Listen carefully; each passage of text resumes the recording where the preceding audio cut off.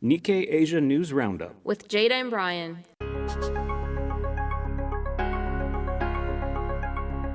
Welcome to the Nikkei Asia News Roundup with your hosts Jada and Brian, bringing you the latest updates and insights on the dynamic world of Asia and more. Now let's delve into the headlines. This program is brought to you by Nikkei.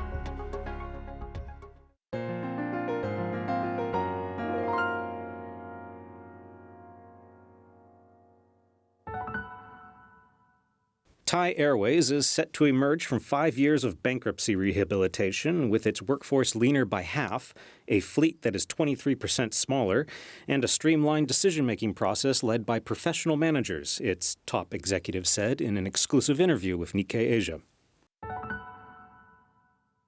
The number of Japanese expats living in Southeast Asia is falling, as companies increasingly rely on local managers to tailor goods to local markets, and dual-income couples resist overseas transfers. China's state-owned telecommunications operators are slashing their capital expenditure and increasing cash dividend payouts, diligently following central government orders and keeping their powder dry for the next wave of heavy spending on 6G mobile network infrastructure. Indonesia's 3 largest state-owned banks have seen a major leadership shakeup, with 2 new CEOs appointed plus dozens of directors and commissioners replaced last month. Retail sales in Hong Kong have fallen for 12 straight months as of February, according to the city's Census and Statistics Department, underscoring the plight of merchants and hotels as local residents flock across the border to Shenzhen, while mainland travelers rein in spending in the city. Japan is preparing to bring Saudi Arabia on board for upcoming talks with the UK and Italian defense chiefs concerning the joint development of a next-generation fighter jet, Nikkei has learned. Now moving on to the next segment.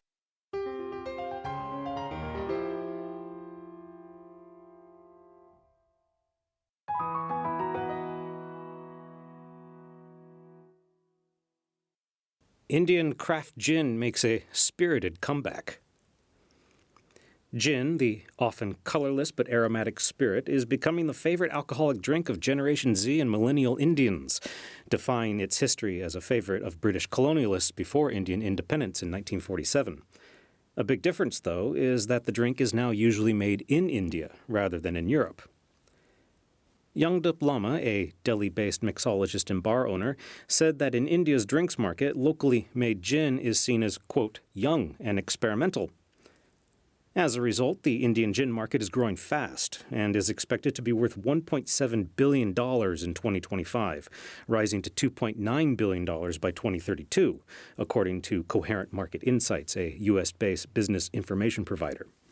Indian gins incorporate local botanicals made from an abundance of roots, herbs, spices, and plants, including Himalayan juniper berries, turmeric, cardamom, lime, fennel, tea, rose petals, saffron, kus, which is a fragrant grass, and ashwagandha, an evergreen shrub used for medicinal purposes whose roots smell like horses.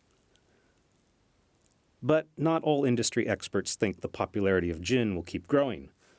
Despite the resurgence of gin, I don't see a very bright future for gin in India as it remains a very strong dark spirits market, Lama, the mixologist, said, referring to hard liquors such as whiskey, rum, and brandy.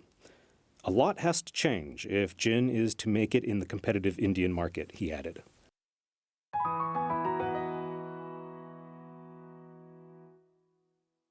Chinese high rollers pull back in Las Vegas, but other Asians up the ante.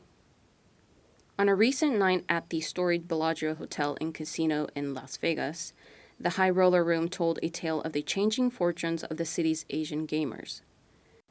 Casually dressed players sipped drinks around a table, their attention focused on a game of baccarat. But unlike the scene just a few years ago, none of the players were Chinese. The room was not for the faint of heart. Minimum bets were $1,000, 100 times more than on the general casino floor, and wagers could climb as high as $5,000. A South Korean man in his 20s who asked not to be named said he can spend $200,000 in a night. Big casino operators rake in about half their revenue from gaming, with high rollers contributing much of this amount. Vietnamese Americans and other Asians are now the predominant group in high-stakes rooms across Las Vegas casinos. This is also true for casual players, with a broader range of young people from countries such as Thailand and South Korea trying their luck in Sin City.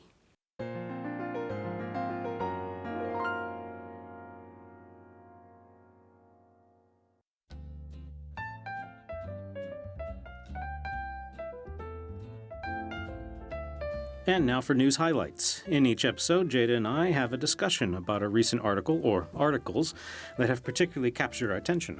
Today we're going to talk about hot springs and other tourism spots across Japan. Now, this isn't a new subject we're dealing with here, tourism in Japan, which has been booming recently and it keeps on booming. Yeah, I think in February we had the most foreign tourists we've ever seen in that month. For a single month ever. And like almost every month is breaking new records, and it looks like it's going to keep on going. But this is something we talk about a lot in Nikkei, like in Japanese articles, but also translated, is that there's a lot of communities across Japan that are trying to use their cultural assets, their little thing that they do really well. What they're known for. Yeah, to bring in tourists. There's like the town that's famous for its pottery, and there's the one that's famous for something about nature. And one of them we have here is about a town that's not too far away from Nagoya that is famous for swords. Swords and knives. Knives. And they're one of the few places, and I think they claim they're the only place left in Japan that still uses the original techniques from like 200 or 300 years ago. And so they're trying to build that up to get people who really like that kind of stuff. With shows like Shogun and all the sword-wielding characters on, I think even if you don't know anything about Japan and barely know anything, one of the things that comes to mind is the craftsmanship with swords. Yeah. And this is one of the places that pioneered that. And so there are workshops that you can go to, and they will actually let you pound the steel and take it out of the forge. And then later on, with hopefully practice swords, you can use different techniques on people. And they're trying to build that up. But like I said, it's they're trying to get people there. But the place it's a little out of the way. Yeah. But I looked at the map, and you could do a day trip from Nagoya to get there. And that brings us to another problem. Day trips? Day trips, because there is hotels at famous resorts across Japan, and one of them is the Fujiya Hotel in Hakone. Yes. Which Hakone is near Mount Fuji. It can be a day trip from Tokyo or Yokohama. Yeah. But and it's famous for hot springs also. And it's also famous for hot springs. But, a lot of ryokan, like traditional Japanese hotels, and Western-looking hotels as well. Yeah, and that's one of the problems is that people are doing day trips and they're not staying there. I actually did one. So we have an interview with the president of the Fuji Hotel. And this hotel dates back to 1870-something, 1870s. It's a very famous one. And it's also famous for catering to a Western audience. We're talking people from over a century ago who wanted to see, I guess at the time, exotic Japan, but they wanted the comforts of a Western-style hotel. Yeah. And he says that's now a problem because people who visit Japan want the Japanese experience. They don't want English tea time or other things like that. They want tea ceremony, and they want to stay on tatami floors or things like that.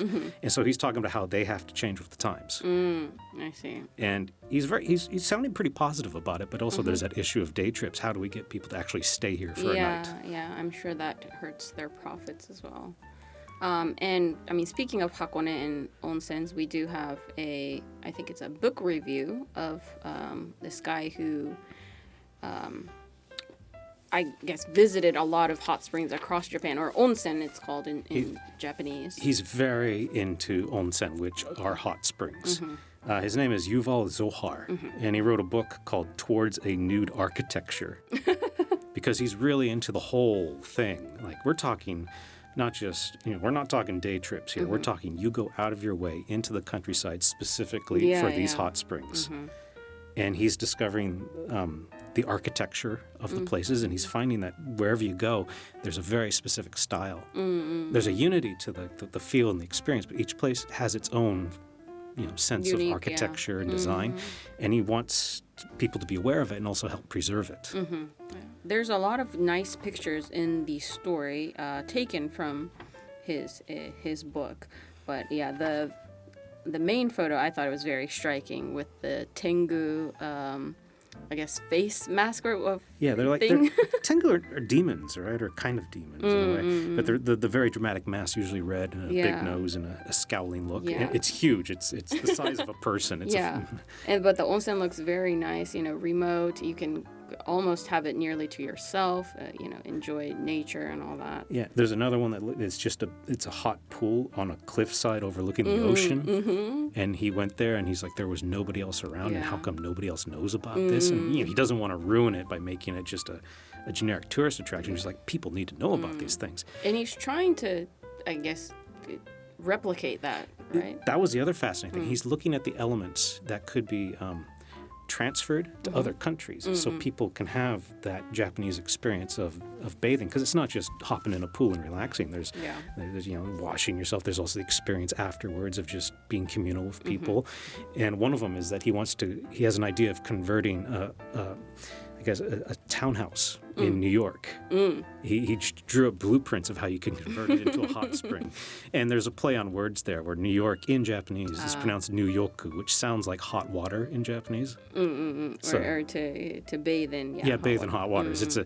And so he's working on trying to get people to do something about that. But he's got a lot of ideas. Yeah. I mean, I don't know if I would go to a hot spring in New York, but it would be very interesting to see how it turns out. That's right, because one of the things about hot springs is that they're volcanically heated. Yeah. So where's the volcanoes in New York? No, he would use the steam system that's the New Manhattan. York's famous steam system.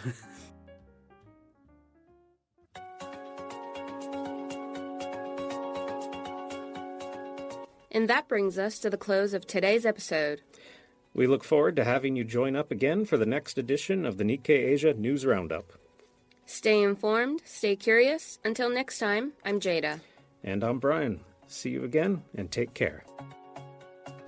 This program is brought to you by Nikkei.